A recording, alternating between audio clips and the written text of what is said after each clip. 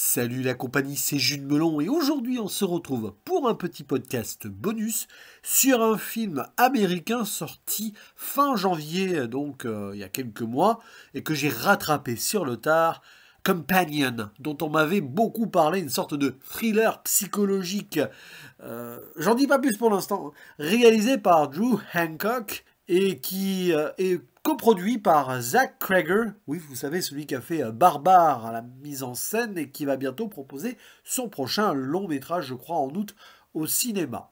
Au casting de ce Companion, nous avons Sophie Thatcher qui interprète le personnage féminin principal, Jack Quaid, le personnage masculin principal. Oui, bon, Jack Quaid, on l'a récemment vu dans Novocaine et on le voit beaucoup, voire trop. Parce que c'est pas l'acteur du siècle, hein, il faut dire la vérité, c'est plutôt le fils d'eux. Mais bon, il fait quand même le taf, vite fait, quand il peut. Dans Novocaine, c'était pas mal, par exemple. Sophie Thatcher, elle, vous l'avez vu dans Heretic, film plutôt sympathique avec Hugh Grant. Nous avons également Lucas Gage, qui lui était dans le fort bon et surprenant Smile 2, sorti il y a quelques mois. Megan Suri, Harvey Gillen ou encore Rupert Friend, oui, alors qui joue vite fait une sorte de russe là, qui va être quand même central à l'intrigue principale. Et de quoi parle-t-elle d'ailleurs, cette histoire? Nous allons suivre un couple, Josh et Iris, qui partent en week-end à la campagne chez des amis, avec littéralement deux autres couples d'ailleurs. Bon, et là-bas il va se passer quelque chose d'assez étonnant qui va tout chambouler, notamment dans la vie de la jeune Iris, qui va se rendre compte que son petit ami n'est pas celui que l'on croit. Et là, je m'arrête vite fait. Hein. C'est si vous n'avez rien vu du film, ni trailer, ni du synopsis. Sauf que ce n'est pas un spoiler, parce que c'est quand même indiqué dans l'histoire globale. Quand je dis que Iris va se rendre compte que Josh n'est pas celui qu'elle croit, eh ben, c'est qu'il s'est servi d'elle. Car Iris, en fait, est un robot de compagnie. Voilà. Et elle ne le sait pas. Elle va le découvrir. Bon, très vite, la mise en scène et la scène d'introduction ne fait aucun doute à ce sujet. Et au bout de 5 minutes, paf, la vraie révélation tombe. Enfin, tant et si bien que de toute façon, tout le monde savait que c'était aussi de la science-fiction comme genre de métrage. Et c'est vrai que voir ce film après m'être enfilé...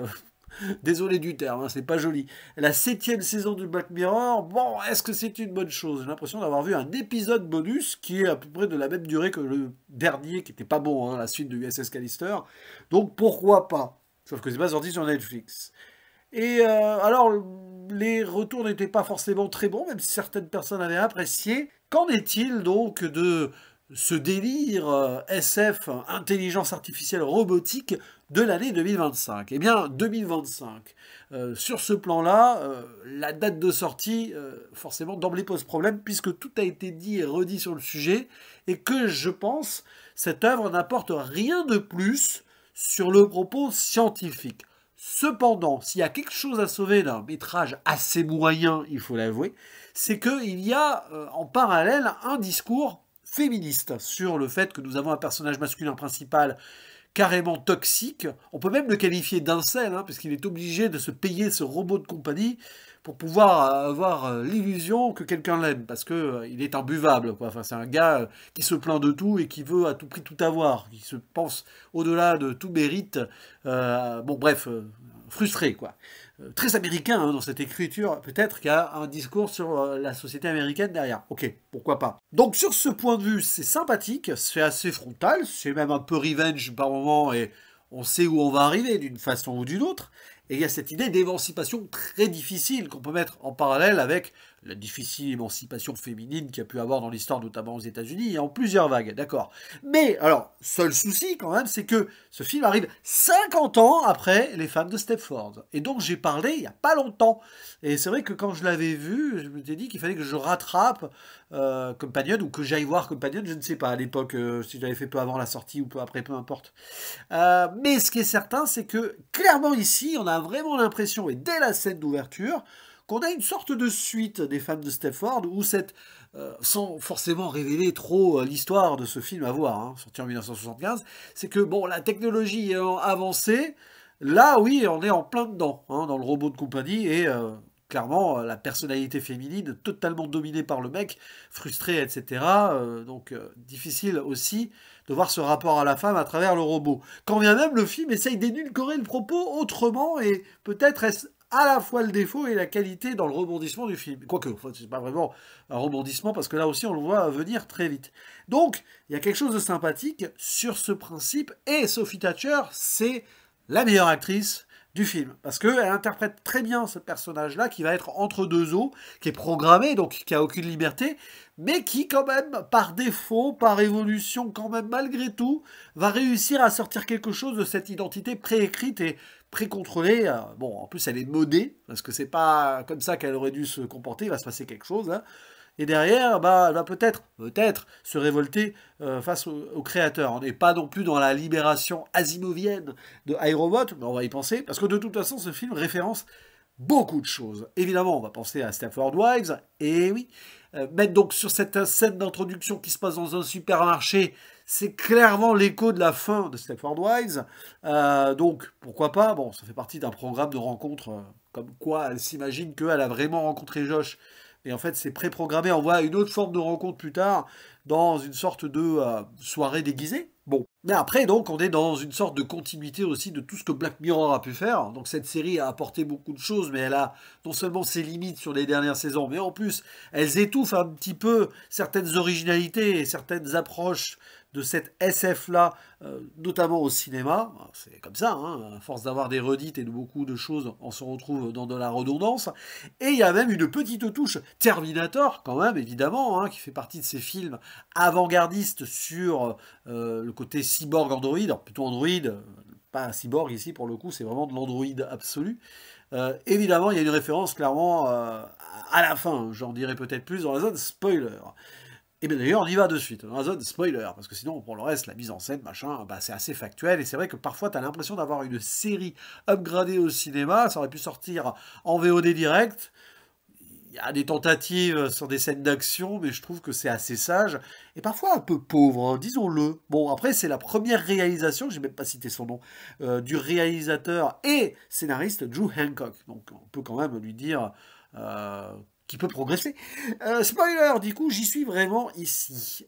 Il s'avère que le robot Iris va être utilisé par Josh afin d'obtenir de l'argent qui serait peut-être sale de ce Sergei. En gros, elle va être programmée pour tuer ce monsieur russe là dans sa villa, où tous les couples sont là en fait pour servir d'alibi ou de témoin, enfin bon voilà.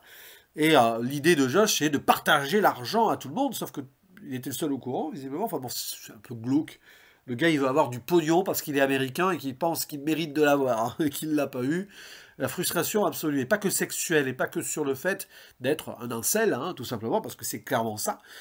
Jack Quaid joue bien quand même sur certains points cette idée, mais ça reste là aussi très propre. Et puis, on n'y croit pas trop, vu le caractère un peu beau gosse, belle gueule, vite fait, enfin, de ces personnages. Alors, c'est pas non plus un mannequin absolu, vous voyez, mais il y a cette idée que là, ça ne marche pas trop. Il joue pas trop bien le méchant, parce que son personnage n'est pas forcément même écrit pour être méchant, puisque techniquement, il ne l'est pas aux yeux d'Iris, qui le connaît par cœur. Enfin, il y a toute une ambiguïté, là, qui déconstruit le propos et qui enlève l'idée frontale et peut-être passionnante de l'engagement féministe derrière. Pour moi, forcément, mettre du féminisme à travers des robots, ok. Sauf que Stepford Wives le faisait de façon beaucoup plus subtile, avec des copies. C'était quand même beaucoup plus intéressant. Là, bon. Et puis en plus, vous avez un robot masculin, Patrick, joué par Lucas Gage, parce que ça aussi on le voit très vite. De toute façon, il a le physique un peu Ken, quoi. Et il est en couple avec Eli, joué par Harvey Gillen.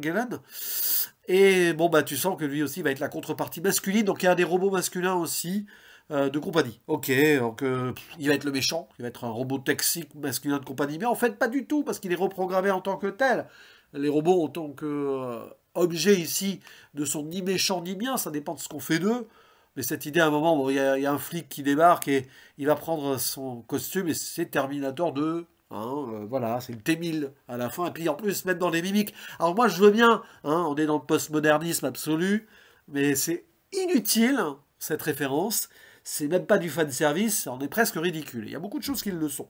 La conclusion en tant que telle, oui, bon bah, allez, Revenge Movie, elle va tuer Josh, très bien. Voilà, ça rappelle un petit peu Alors c'est très autrement, mais dans la lignée de Promising Young Woman, par exemple. Mais c'est pas parce que la fin est marquante et forte et tout, que ça fait un bon film. Ça le sauve de la médiocrité. Pour moi, c'est juste moyen, quoi.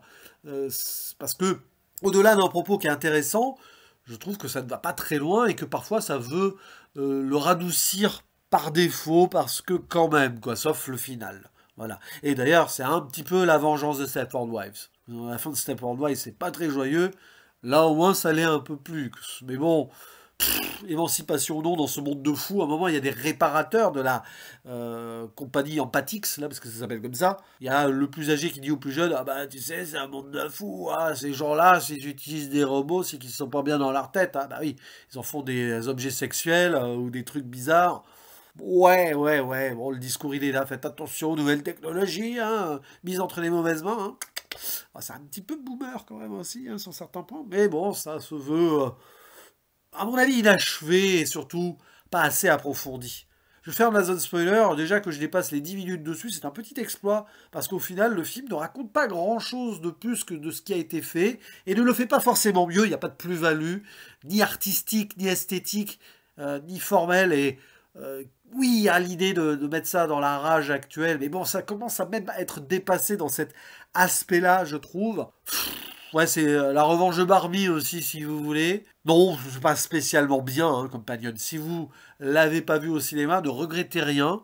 Si vous voulez le rattraper en VOD, bah, c'est ça, c'est un film à voir chez soi, tranquille, pas plus, pas moins. Et non, c'est moyen. Voilà, je le qualifie de moyen, ce film, même si le message est très intéressant dans, on va dire, sa finalité, pour revenir à la zone spoiler, je trouve qu'on n'y croit pas trop, tout simplement. Parce que mixer un petit peu les sciences et l'aspect féministe, en fait, oui. Mais garder l'humanité aussi en tête, hein, surtout.